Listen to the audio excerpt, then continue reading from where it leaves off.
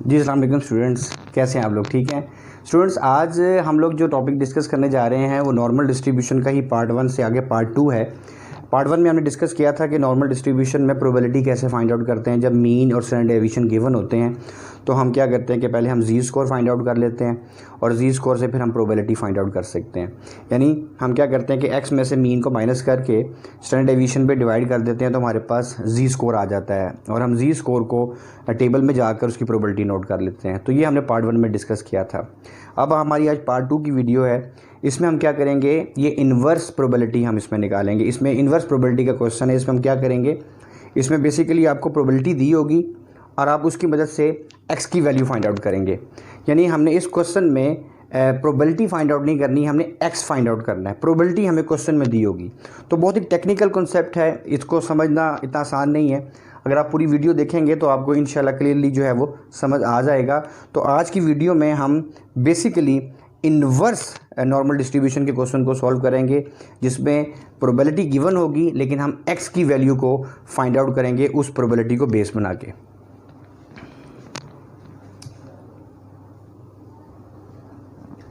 जी students, ये question है जिसमें हमने x की वैल्यू फाइंड आउट करनी है। इस क्वेश्चन को देखिएगा। In a particular class the mean for the test of statistics was 120 and standard deviation was 70। एक क्लास है, उसमें जो उसका मीन है वो 120 है और जो उसका स्टैंडर्ड डेविएशन है वो 17 है। अगर मैं ये दोनों वैल्यूज़ यहाँ लिख दूँ तो mean is equal to 120 and standard deviation is equal to 70। ये दो आपको पता है नॉर्मल डिस्ट्रीब्यूशन के ये दो ही पैरामीटर्स होते हैं जो हमें क्वेश्चन में गिवन होने चाहिए। तो ये दोनों गिवन हैं। हमने क्या करना है, क्वेश्चन प्रोबेबिलिटी किसकी पूछ रहा है, ये पहला क्वेश्चन किसका पूछ रहा है, how much would someone have to score to be in the top 10%। इसका मतलब ये है कि अगर आप किसी भी स्टूडेंट को टॉप 10% पे रहना है, टॉप 10% पे रहना तो उसको कितने स्कोर्स करने पड़ेंगे, कितने स्कोर्स लेने पड़ेंगे। इस क्वेश्चन का साफ जाहिर है इस क्वेश्चन से कि इस क्वेश्चन में ये प्रोबेबिलिटी जो है आपको क्वेश्चन में ये गिवन है 10%। ये प्रोबेबिलिटी है, प्रोबेबिलिटी जो है 10%। 10% का मतलब है 0.10। ये प्रोबेबिलिटी गिवन है और हमने वो स्कोर फाइंड आउट करना है। Find the score. अब हम स्कोर फाइंड करेंगे यानी एक्स की वैल्यू फाइंड आउट करेंगे। तो एक्स की वैल्यू फाइंड आउट कैसे करेंगे, इसमें सबसे पहले आपने क्या करना है, इस प्रोबेबिलिटी की मदद से आपने जी स्कोर फाइंड आउट करना है। आप टेबल पे जाएंगे 0.10 प्रोबेबिलिटी में जाएंगे और 0.10 के ऊपर हम जी स्कोर फाइंड आउट करेंगे। तो सबसे पहले आपने क्या करना है कि आपने इस प्रोबेबिलिटी की मदद से आपने जी स्कोर फाइंड आउट करना है। जब जी स्कोर फाइंड आउट होगा तो ही आपकी एक्स की वैल्यू फाइंड आउट हो सकेगी। तो आइए इस प्रोबेबिलिटी यानी 0.10 की मदद से हम जी स्कोर फाइंड आउट करते हैं। हम वही टेबल यूज़ करेंगे जो मैंने लास्ट लेक्चर में आपको टेबल दिखाएगा, तो वो देखिएगा ज़रा। जी स्टूडेंट्स, ये आपके सामने मैंने लास्ट टाइम भी ये टेबल शो किया था। अगर आप इसकी पिक्चर लेना चाहते हैं तो आप इसकी पिक्चर ले सकते हैं। ये मैंने आपके सामने टेबल शो किया था, ठीक है। ये वो टेबल है जो आपको उस पॉइंट से आगे की प्रोबेबिलिटी शो करता है। एनीवेज हमारे पास यहाँ प्रोबेबिलिटी गिवन है, यानी ये वाली ये अंदर प्रोबेबिलिटीज़ हैं सारी। ये जी स्कोर है, हमने ये जी स्कोर फाइंड आउट करना है।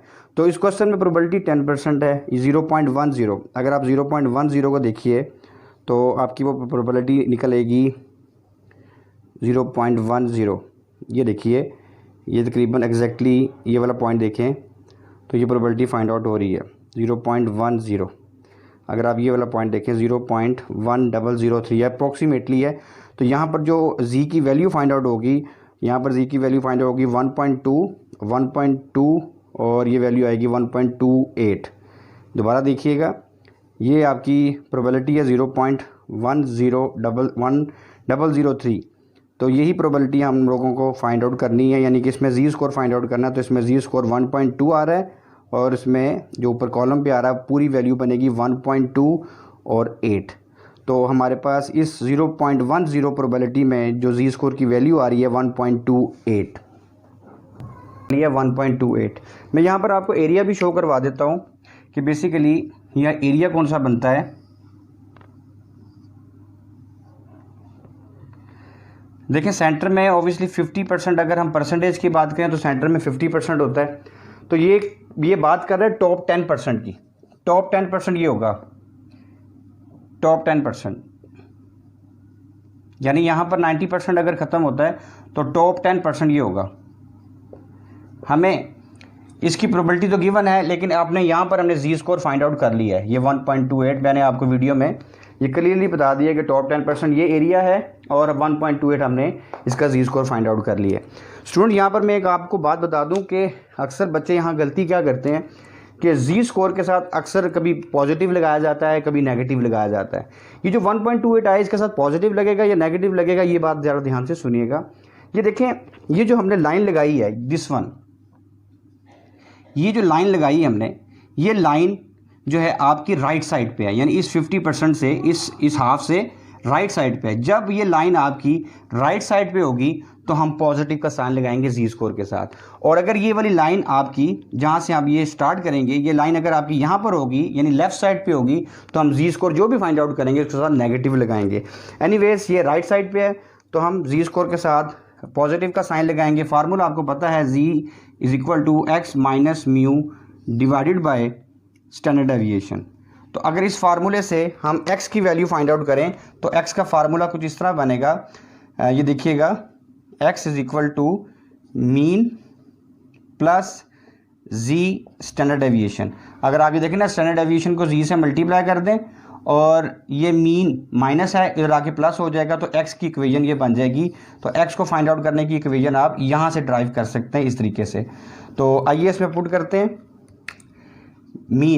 मीन की वैल्यू आपके पास गिवन है 120 प्लस जी के साथ हम प्लस क्यों लगा रहे हैं, क्योंकि ये जो लाइन है ये राइट साइड पे है, तो इसका प्लस लगाएंगे। जी स्कोर आपने फाइंड आउट कर लिया 1.28 और स्टैंडर्ड डेविएशन 17 है।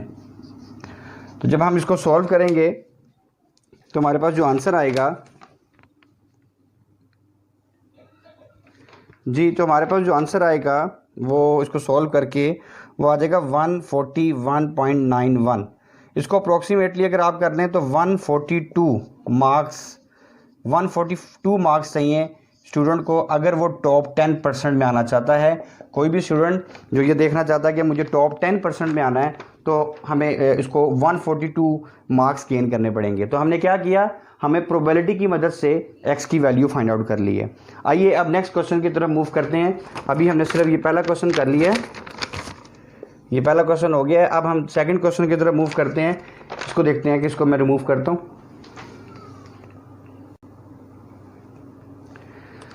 जी स्टूडेंट्स, तो हमारा नेक्स्ट क्वेश्चन है, the bottom 30% of the students failed and end of the semester. Bottom जो नीचे वाले 30% स्टूडेंट्स हैं वो फेल हो गए हैं, तो हमने इसमें पासिंग स्कोर निकालना है। तो पहले इसमें प्रोबेबिलिटी देखिए, प्रोबेबिलिटी गिवन है 30% यानी 0.30। अभी हम इस पर जी स्कोर भी फाइंड आउट करते हैं। इस 30% पे जी स्कोर क्या निकलेगा, पहले हम बॉटम 30% का एरिया बता देते हैं कि ये एरिया किस जगह पर आएगा। अगर यहाँ 50% है तो ऑब्वियसली 30% इस पॉइंट पे आएगा 30%, और हमें इससे नीचे की प्रोबेबिलिटी गिवन है, यानी कि इस बॉटम एरिया की प्रोबेबिलिटी गिवन है।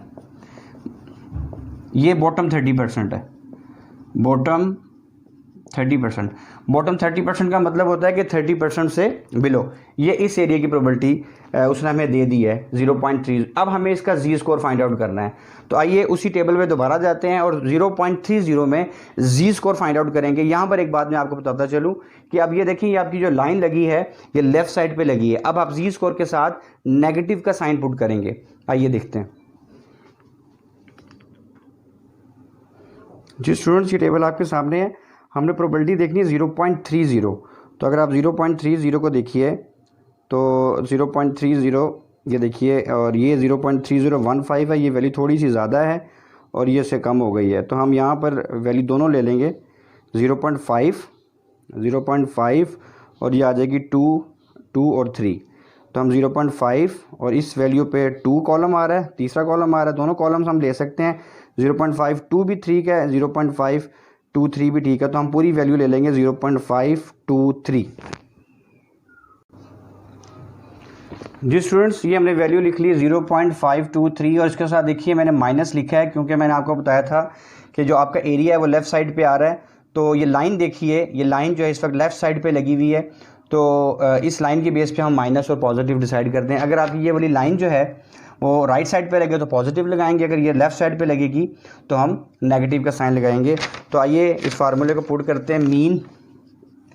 मीन का आंसर है 120, माइनस का साइन इसलिए लगाया मैंने आपको बता दिया है 0.523 और स्टैंडर्ड डेविएशन का आंसर है 17।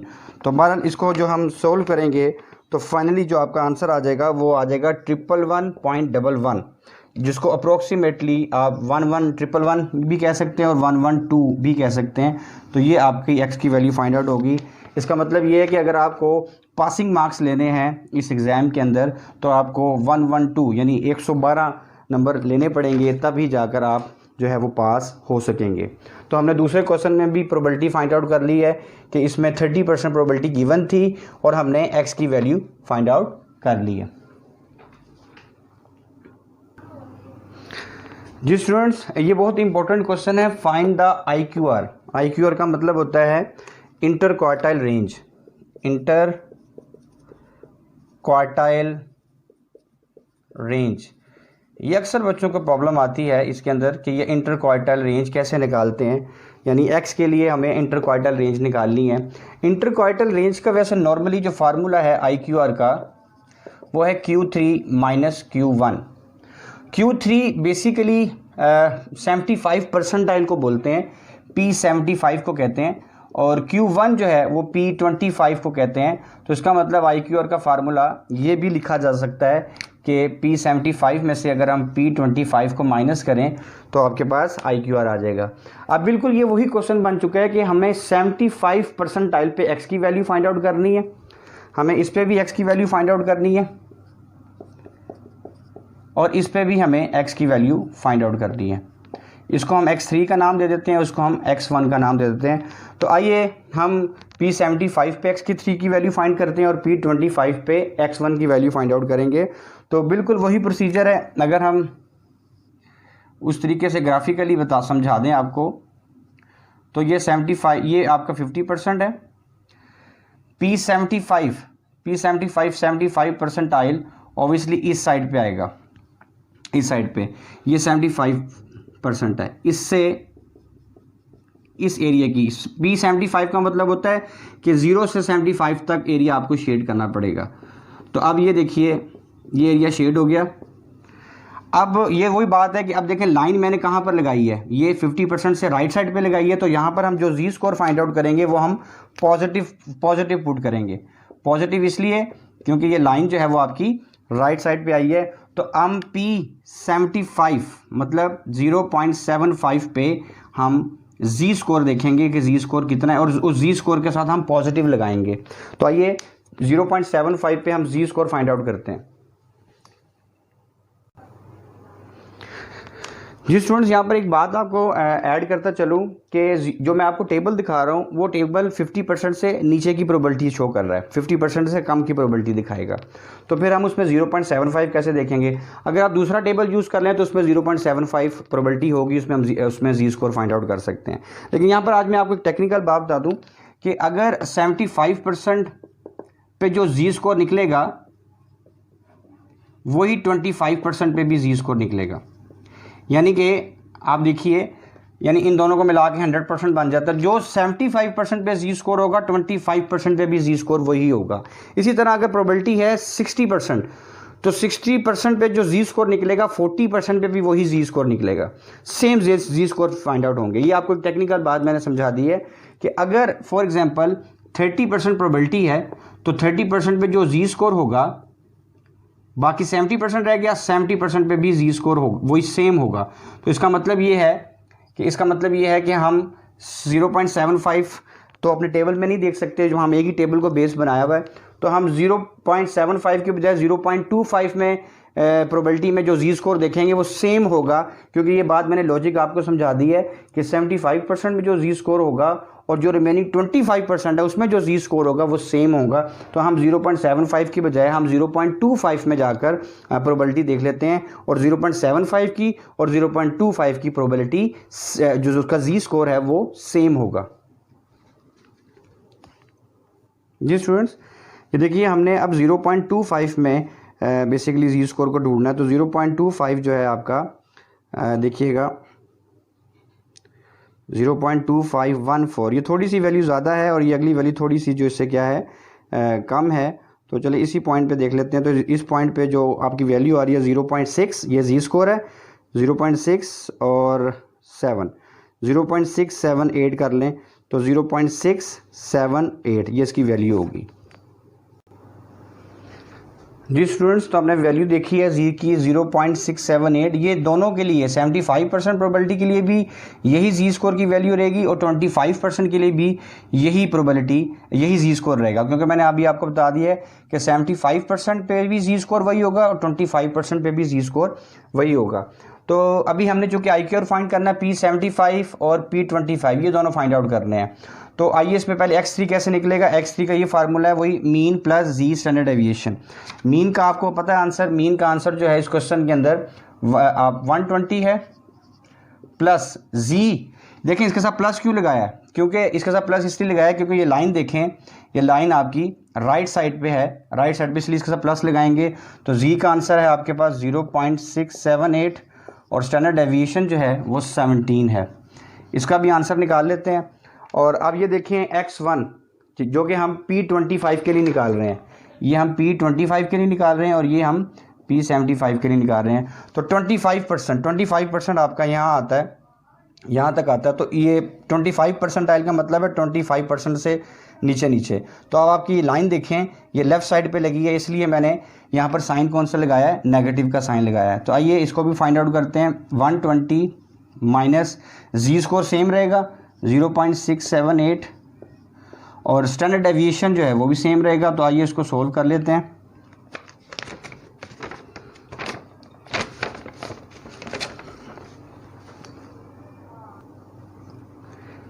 जी स्टूडेंट्स, तो हमने इसको सॉल्व किया है, इन वैल्यूज़ को सॉल्व किया तो हमारे पास आंसर आ गया 131.52।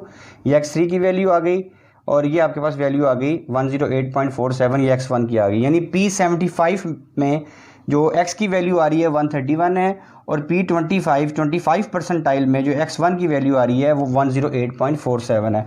तो हमने अभी बताया IQR किसके इक्वल होता है, P75 माइनस P25, यानी इसमें जो x की वैल्यू आ रही है और इसमें जो x की वैल्यू आ रही है। P75 में जो वैल्यू आ रही है x की वो 131.52 है माइनस, और P25 में जो x1 की वैल्यू आ रही है 108.47। जब हम इसमें से इसको माइनस करेंगे तो आपके पास जो आंसर आएगा,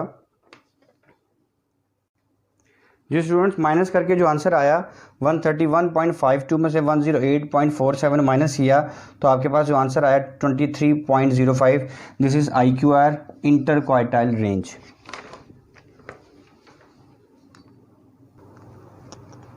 जी स्टूडेंट्स, ये आखिरी क्वेश्चन है, ये पॉइंट भी जानना बहुत ज़रूरी है। इसे आखिरी ये पॉइंट से आपकी सारी क्लैरिफिकेशन और क्लियर हो जाएंगी, सारे पॉइंट्स क्लियर हो जाएंगे। तो आइए इसमें कह रहा है कि how much someone have to be score to be in the top 60%। यानी कि अगर आप एक स्टूडेंट है वो कहता है कि मुझे टॉप 60% में आना है तो मुझे कम से कम कितने स्कोर जो है वो लेने पड़ेंगे। तो वो टॉप 60% में आने के लिए क्या मार्क्स गेन करेगा। तो आइए ज़रा इसमें पहले एरिया आप देख लें। इसमें अगर ये 50% है तो उसको टॉप 60% पे आना है। टॉप ये वाला एरिया होगा, तो अगर वो यहाँ तक आता है तो ये 50% हो गया, और यहाँ पर आएगा तो ये वाला जो एरिया, अगर फॉर एग्जांपल ये 40% है तो यहाँ से लेकर 40 से लेकर 100 तक, ये 100 है तो ये टॉप 60% है, टॉप 60%।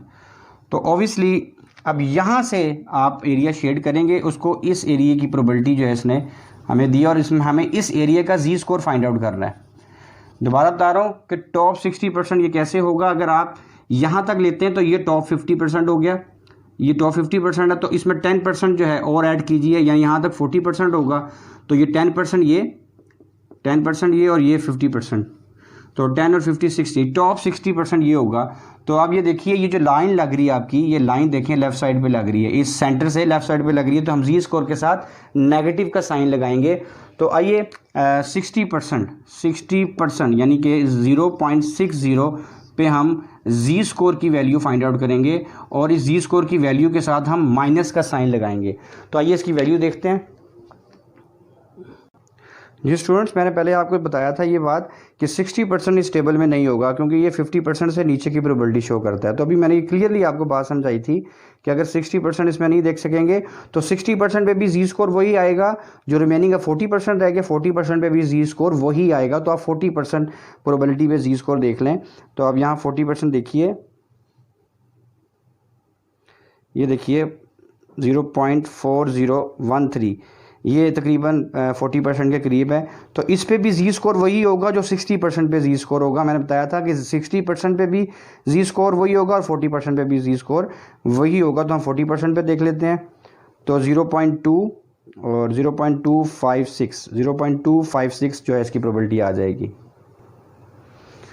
जी स्टूडेंट्स, फाइनली हमने जी स्कोर फाइंड आउट कर लिया और 0.256 आया जी स्कोर। उसके साथ माइनस का साइन इसलिए लगाया क्योंकि ये जो लाइन है ये आपकी लेफ़्ट साइड पे लगी हुई है, तो ये माइनस का साइन हमने पुट कर दिया। 120 में से 0.56 को 17 से माइनस मल्टीप्लाई करके इसमें से माइनस किया तो हमारे पास जो आंसर आ गया 115.64, इसको अप्रॉक्सीमेटली 116 कर लें। तो इसका मतलब ये है कि अगर एक स्टूडेंट उसको अगर टॉप 60% में आना है, टॉप 60% की रेंज में आना है, तो उसको एटलीस्ट 116 मार्क्स जो हैं वो गेन करेगा ताकि वो टॉप 60% में आ जाएँ। तो जी स्टूडेंट्स, ये आपका जो आज का टॉपिक था वो इन्वर्स नॉर्मल डिस्ट्रीब्यूशन था, जिसमें प्रोबेबिलिटी गिवन होगी और उसमें हम x की वैल्यू फाइंड आउट करेंगे। तो मेरा चैनल जो है आप काइंडली सब्सक्राइब कर लें, लाइक कर दें ताकि आने वाली वीडियोस जो हैं आपको रिसीव हो जाएं। Thank you very much.